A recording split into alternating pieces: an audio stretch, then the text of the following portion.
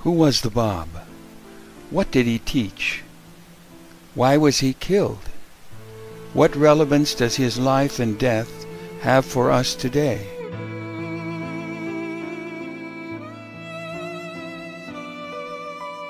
Now let's roll the earth counterclockwise.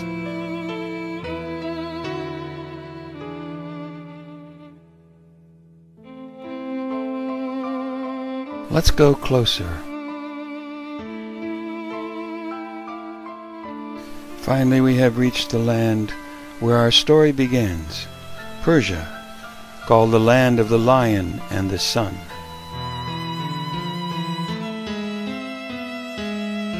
What were conditions like in 19th century Persia?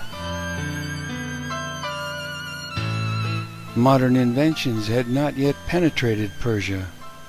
There were no trains, no system of communication beyond the ship or the horse. Electricity didn't arrive until very late in the century.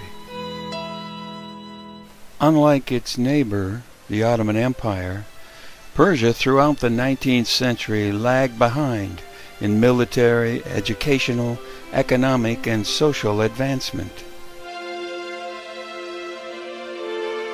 Women had few rights in Persian society, and their roles were largely confined to that of mother and homemaker. Men had absolute authority over their wives and children, and under the prevailing custom, a man could have up to 4 wives. Poverty and ignorance were widespread. The government had no systems of social welfare or public education. Beggars abounded in every city. Persian women were completely closeted in solitary confinement under their robes. They could be seen but had no voice in public affairs. They did not get the vote until 1963. In those days, the bastinado was a common punishment meted out in public. This consisted of binding the victim's feet to an upraised pole to permit the bottoms to be struck with sticks or whips. After such punishment, walking was well nigh impossible. This man was buried alive for the crime of theft. At the top of society sat the royals, a dynasty of rulers known as the Qajars. This Shah's grandfather had over 1,000 wives and nearly 300 children. Hence the Persian proverb, camels, fleas, and princes exist everywhere. Nearly every government position was purchased by gifts, known by less polite words elsewhere. On October the 20th, 1819, the Bab, meaning the gate, was born in Shiraz, Persia.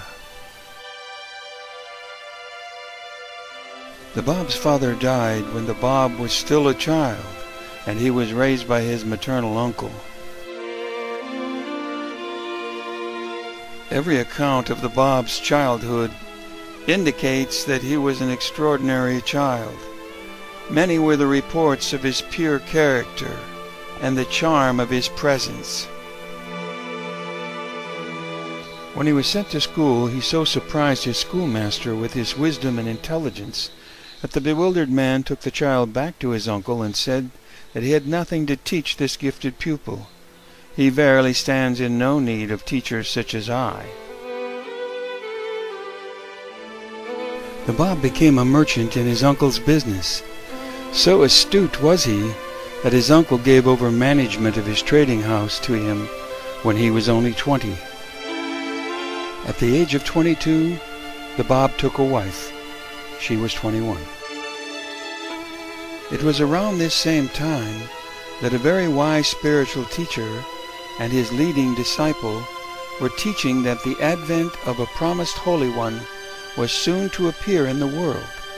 Their names were Sheikh Ahmad and Sayyid Kazem.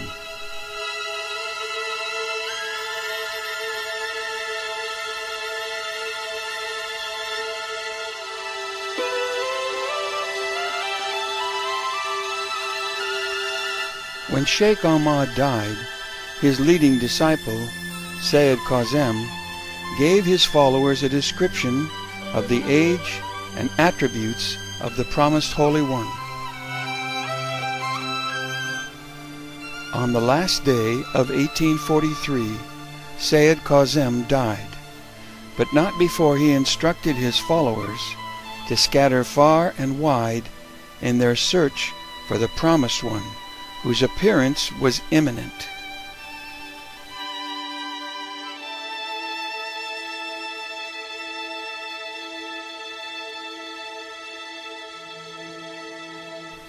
The disciples scattered far and wide, praying for guidance. Mullah Hossein, foremost disciple of Sayyid Kazem, and his companions reached the outskirts of Shiraz on 22 May 1844. At the city gate to Shiraz, Mullah Hossein instructed his brother and his nephew to proceed to a lodging in the city where he would meet them later for evening prayers. While walking outside the gate, just before sunset, Mullah Hossein saw a young man walking toward him. He greeted him with a smile of loving welcome, embraced him, and invited him to his home. Mullah Hossein pleaded to be excused, as his companions were now awaiting his return. The young man said, "Commit them to the care of God. He will surely protect and watch over them." Mullah Hossein said, "As I followed him, his gait, the charm of his voice, the dignity of his bearing, only enhanced my first impression of him."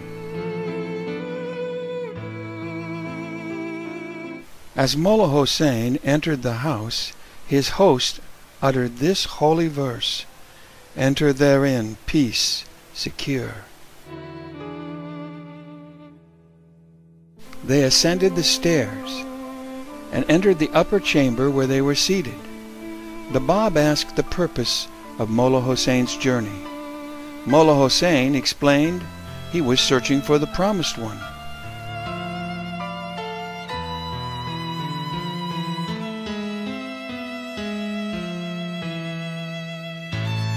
The Bab asked what were the proofs this Promised One must give. After Mullah Hossein had cited each one, the Bab exclaimed, "Behold, all these signs are manifest in me." Unasked, the Bab then gave an additional proof known only to Mullah Hossein. With incredible speed, he wrote a commentary on the story of the biblical Joseph, unraveling a mystery that had perplexed Muslim divines for hundreds of years. Mullah Hossein was well nigh overcome with joy. The Bab cautioned him not to tell anyone. He said 18 souls must, uninvited, find him through visions and dreams. Then he would give them each a special mission. Within a short time, the remaining souls found the Bab. To each he wrote a tablet, assigning a specific task. These souls the Bab collectively titled the Letters of the Living. Before sending them on their missions, he called them together. Here are a few sentences of what he said. "O my letters, verily I say, immensely exalted is this day above the days of the apostles of old. Nay, immeasurable is the difference. You are the witnesses of the dawn of the promised day of God. Purge your hearts of worldly desires, and let angelic virtues be your adorning. Strive that by your deeds you may bear witness to the truth of these words of God, and beware lest by turning back he may change you for another people, who shall not be your like, and who shall take from you the kingdom of God."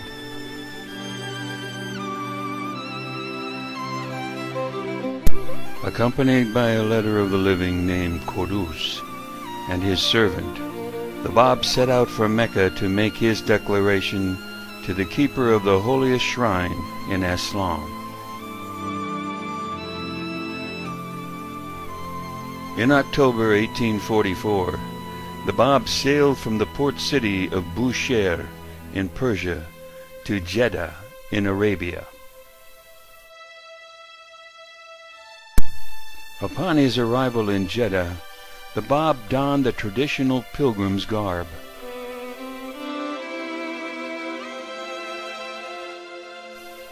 He then mounted a camel and set out on the 40-mile journey to Mecca.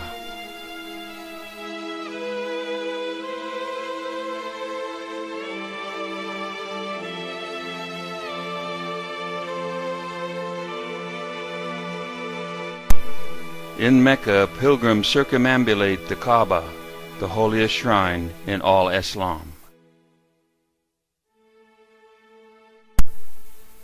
Pilgrims pray while circling closer and closer until they are next to the shrine.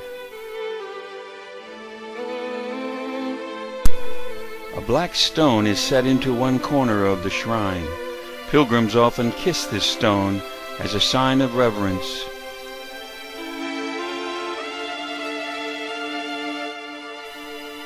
The Bab now stood against the structure of the Kaaba, laid hold of the ring on its door, and thrice repeated in a clear voice, "I am that Qa'im, whose advent you have been awaiting."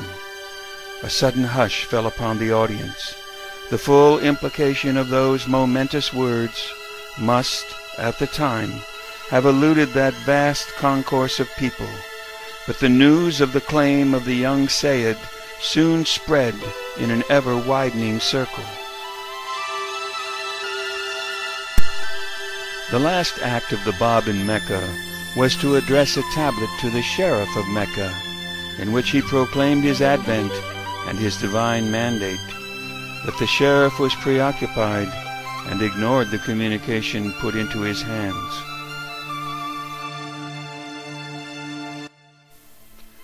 Once back in Persia, the Bab then gave instructions to his foremost disciple, Kodush, advising him of the persecution they would soon endure, and promising they would meet again, this time in paradise.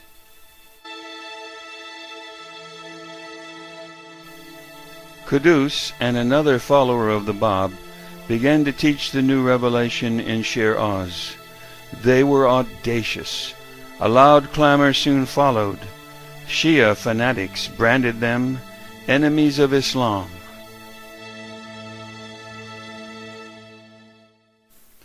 The pair was brought in handcuffs before the merciless provincial governor, Hossein Khan.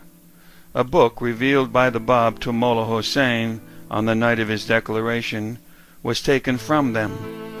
Hossein Khan read these words aloud: "Divest yourselves of the robe of sovereignty, for he who is the king in truth hath been made manifest."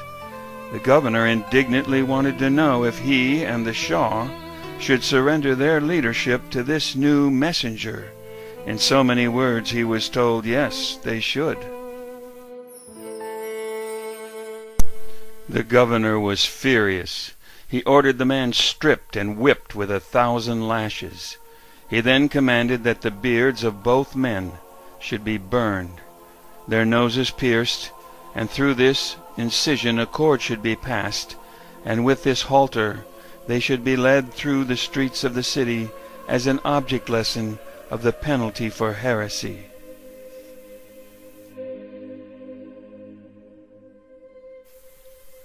The governor then ordered his personal guards to arrest the Bab and bring him in chains to his presence.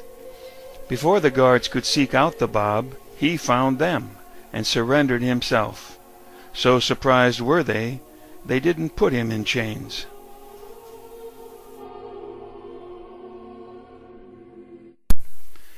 The Bab was brought before Hossein Khan, who publicly insulted him, blaming him for disgracing the holy faith of Islam. The Bab responded with a quotation from the Koran that inflamed the governor. He ordered his attendant to strike the Bab in the face, which he did with such violence that the Bab's turban fell to the ground. The chief mullah of Shiraz, impressed by the Bab's quoted verse, intervened, saying the matter required great care. He then questioned the Bab, asking if he was the Qa'im's representative. The Bab denied he was. The mullah then demanded the Bab publicly deny this in the city's main mosque on the coming Friday. That Friday the Bab mounted the pulpit and said, "The condemnation of God be upon him who regards me either as a representative of the Qa'im or the gate thereof."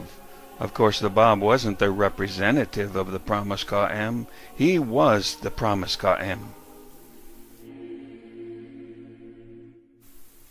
It was around this time that the king of Persia, Muhammad Shah, delegated his top religious expert to interrogate the Bab and report back his findings. Not only did the Bab answer all his questions satisfactorily, he even answered an unasked question that the divine had told himself would be the ultimate proof he was the promised one.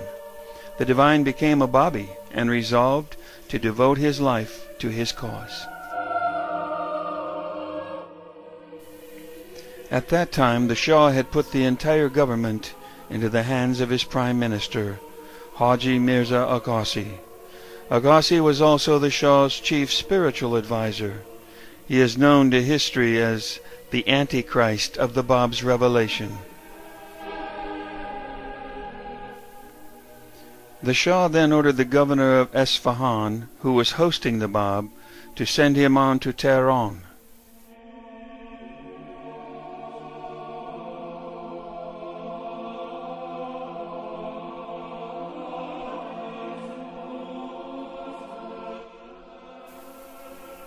But the sinister prime minister prevented the Bab from meeting the Shah and had him sent instead to the remote prison fortress of Maku, where he would languish for 9 long months. In April 1848, the Bab was transferred to yet another remote fortress. This time it was to Charik, which he designated as the Grievous Mountain.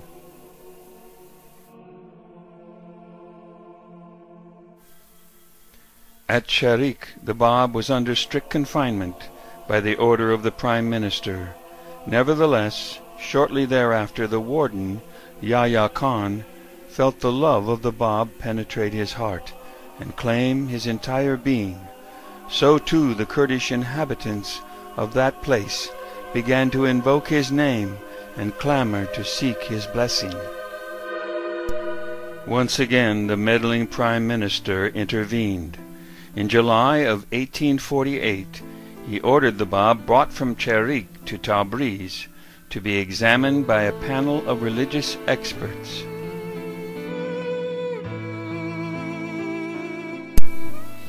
The most distinguished doctors of divinity were assembled together in Tabriz. Also present in that gathering was the 17-year-old crown prince, Nasruddin Mirza, then the governor of Tabriz, and who, in just 3 months, would become the reigning Shah of Persia. The Bab was ushered in. A deep, mysterious silence suddenly fell upon the gathering. The only vacant seat was reserved for the crown prince. Without hesitation, the Bab sat in it.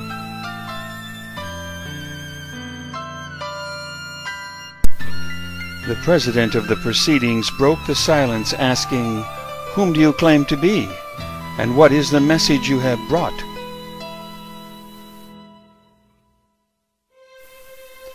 The Bab responded, I am the promised one.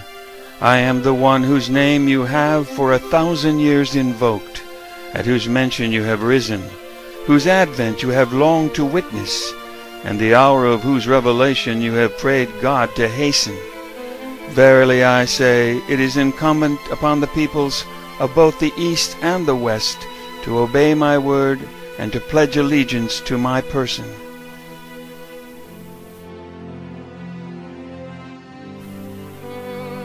The chief mullah insolently reprimanded the Bab, "You wretched and immature lad of Shiraz," saying that he was attempting to foment turmoil in the province. The Bab responded, "I have not come hither of my own accord. I have been summoned to this place." It was decided that the priest, who is the highest religious authority in Tabriz, should administer punishment to the Bab. 11 times he struck the Bab on the bottom of his feet. One of his errant blows struck the Bab on the face. Later the same year, this priest was struck with paralysis and died.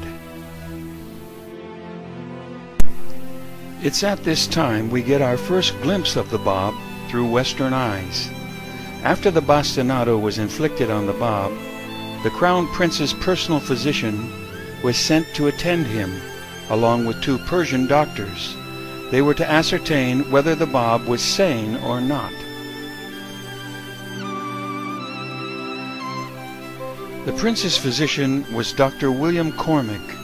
He later wrote, "The Bab was a very mild and delicate-looking man, rather small in stature and very fair for a Persian, with a melodious, soft voice, which struck me much. As the Bab was aware of my having been sent with 2 other doctors to see whether he was of sane mind or merely a madman, he was loath to answer any questions put to him. To all inquiries he merely regarded us with a mild look, chanting in a low melodious voice some hymns, I suppose."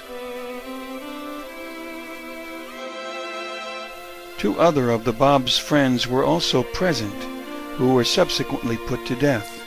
He only once deigned to answer me on my saying I was not a Muslim and was willing to know something about his religion, as I might perhaps be inclined to adopt it. He regarded me very intently on my saying this and replied that he had no doubt of all Europeans coming over to his religion. Our report to the Shah at that time was of a nature to spare his life. After his ordeal, the Bab was returned to the fortress castle of Cherik, where he languished for nearly 2 more years.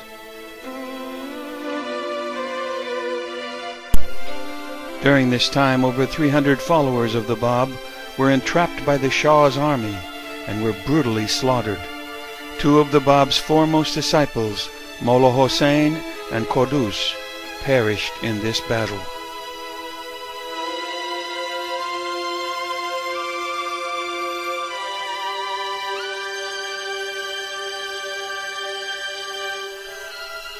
The chief minister of the Shah, called the Emir Kabir, signed the death warrant of the Bab.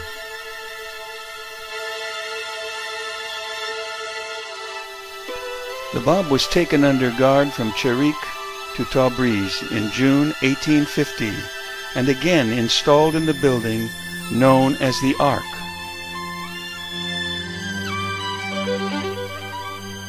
In early July, guards came to his cell to escort the Bab and his secretary to the barracks where they would be held until the time for execution.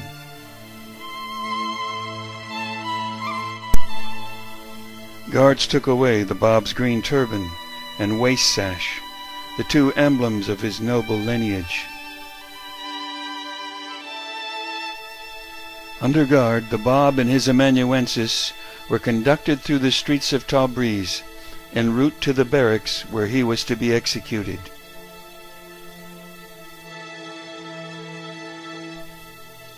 Suddenly a young man pushed through the crowds of onlookers. Breathless with excitement and exhausted with fatigue, he flung himself at the feet of the Bab, and seizing the hem of his garment, passionately implored him, "Send me not from thee, O Master! Wherever thou goest, suffer me to follow thee."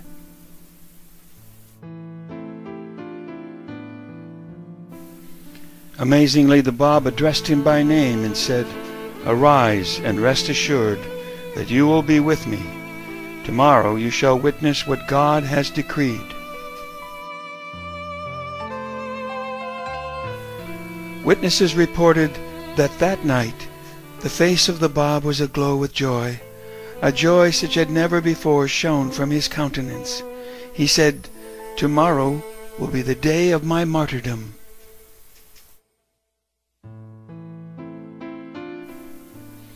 Early the next morning, while the Bab was speaking with his secretary, a guard interrupted him. The Bab said, "Not until I have said to him all the things I wish to say can any earthly power silence me." The guard then conducted the Bab to his commander, Sam Khan. Sam Khan spoke to the Bab, "I profess the Christian faith and entertain no ill will against you. If your cause be the cause of truth, enable me to free myself from the obligation to shed your blood." The Bab said, "Follow your instructions, and if your intent be sincere, the Almighty is surely able to relieve you from your perplexity."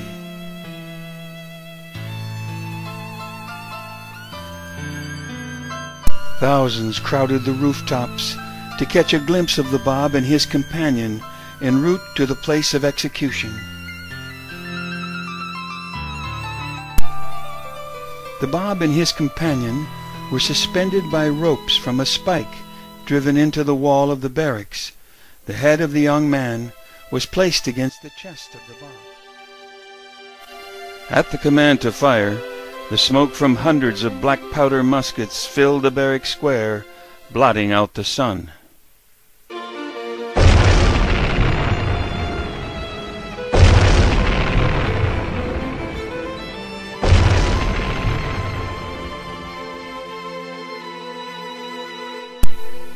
As soon as the cloud of smoke had cleared away, an astounded multitude was looking upon a scene which their eyes could scarcely believe. There, standing before them, alive and unhurt, was the companion of the Bab, whilst the Bab himself had vanished from their sight. After a frenzied search, they found him, seated, unruffled, uninjured, in the same room which he had occupied the night before, engaged in completing his interrupted conversation. The Bab calmly said to the guard, "Now you may proceed to fulfill your intention."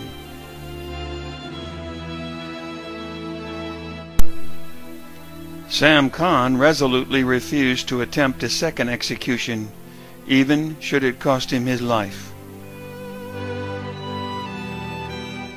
As Sam Khan's soldiers were leaving, the colonel of the bodyguard volunteered to carry out the order for execution. It was now noon on the 9th of July, 1850.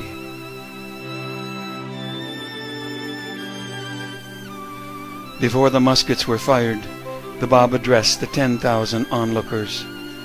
"Had you believed in me, O wayward generation, every one of you would have followed the example of this youth, who stood in rank above most of you, and willingly would have sacrificed himself in my path. The day will come when you have recognized me. That day I shall have ceased to be with you."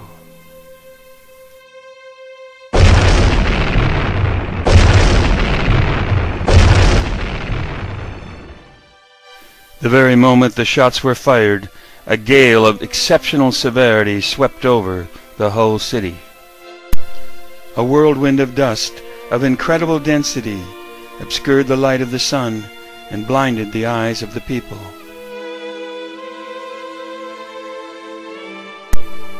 The bullet-riddled body of the Bab was cast into a moat to be eaten by dogs. Devoted Babis rescued it and hid it for nearly 50 years. The body of the Bab now rests in glory in the Holy Land, in the bosom of Mount Carmel, where it is a point of pilgrimage for all Baha'is.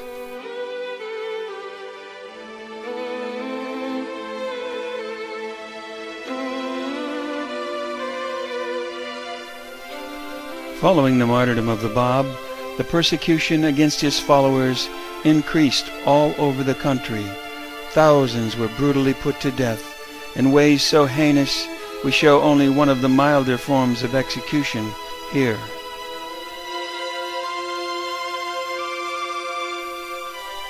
Now we will address the question posed at the beginning. What did the Bab teach? A core idea is that God has a plan to spiritualize mankind because we are essentially spiritual beings.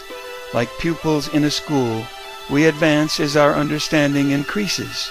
This process is called progressive revelation. Roughly every 500 to 1,000 years, God sends his heavenly messenger to take humanity another step forward. Among those messengers were Krishna, Moses, Buddha, Christ, Muhammad, and the twin messengers of the Bab and Baha'u'llah. Their spiritual teachings address the needs of the soul. Their social teachings address the needs of the age in which they appear. Baha'u'llah declared, "This is the changeless faith of God, eternal in the past, eternal in the future." The Bab's mission was to prepare humanity for global transformation. This went well beyond the provincial thinking of the time. His duty was to give the message. Their duty, use God's words to purify their hearts. His message challenged the narrow perspective of hidebound beliefs that divided the world into the categories of infidel and non-infidel. Though there are many specific teachings of the Bab, there is not time to enumerate them here. We should note, however, that the Bab elevated the status of women, going so far as to appoint the far-famed Tahirih as one of his disciples. The second part of the Bab's mission was to prepare humanity for him whom God will make manifest. Like John the Baptist, the Bab had to prepare for an even greater advent, the coming of the promised one of all religions. Babis who survived the massacres embraced the faith of Baha'u'llah, who was him whom God would make manifest. Baha'u'llah's name means the glory of God. The Bab addressed a tablet to Baha'u'llah in the shape of a star consisting of 360 derivations of the word Baha. Persecution of the Baha'is of Iran has been almost constant for well nigh 170 years. In the early 1980s, the beautiful house of the Bab in Shiraz was reduced to rubble by religious fanatics.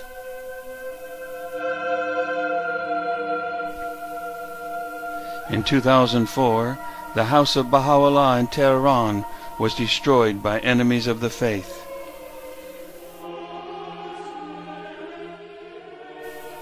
And recently, the house of Baha'u'llah in Baghdad has been destroyed. That's 3 Baha'i holy places in recent memory.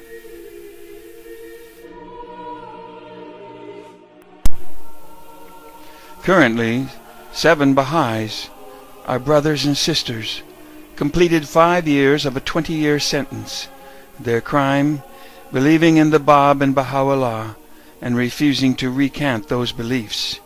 In the words of a U.S. government official, the plight of the 7 Baha'i leaders is emblematic of the persecution suffered by the entire Baha'i community there and also of other religious minorities in Iran.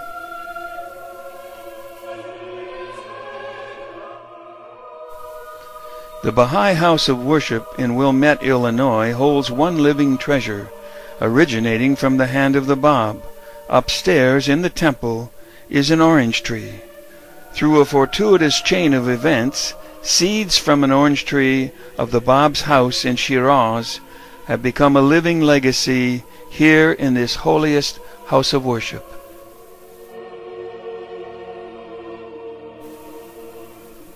Let us close this program with a quotation from the Bab. Well is it with him who fixeth his gaze upon the order of Baha'u'llah, and rendereth thanks unto his Lord.